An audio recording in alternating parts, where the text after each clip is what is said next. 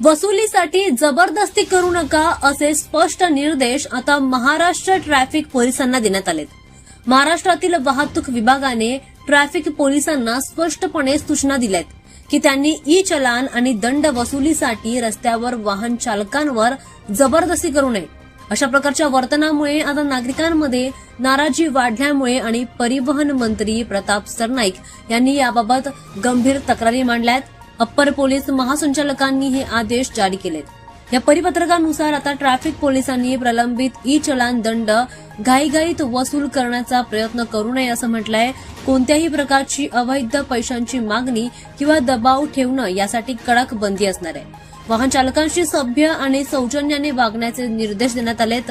या सूचना जर पाळल्या नाहीत तर संबंधित अधिकाऱ्यांविरुद्ध शिस्तभंगात्मक कारवाई केली जाईल असं देखील म्हटलं गेलंय। या निर्णयामुळे आता राज्यात वाहन चालक आणि ट्रॅफिक पोलीस यांच्यातील नातं सुधारण्यास मदत होण्याचा उद्देश आहे असं देखील म्हटलं जात आहे। त्यासोबतच धनवसुलीच्या पारदर्शक आणि कायदेशीर प्रक्रियेला आता चालना मिळणार आहे। ट्रॅफिक नियमांचं पालन आणि दंड भरणं आवश्यक असलं तरी सुद्धा चुकीच्या पद्धतीने वसुली करणं हे नियमांचं उल्लंघन आहे आणि आता पोलीस विभागाने यावर लक्ष ठेवण्याचा निर्णय घेतलाय। त्यामुळे चालकांसोबत वसुलीसाठी जबरदस्ती करू नका असे स्पष्ट निर्देश ट्रॅफिक पोलिसांना देण्यात आले।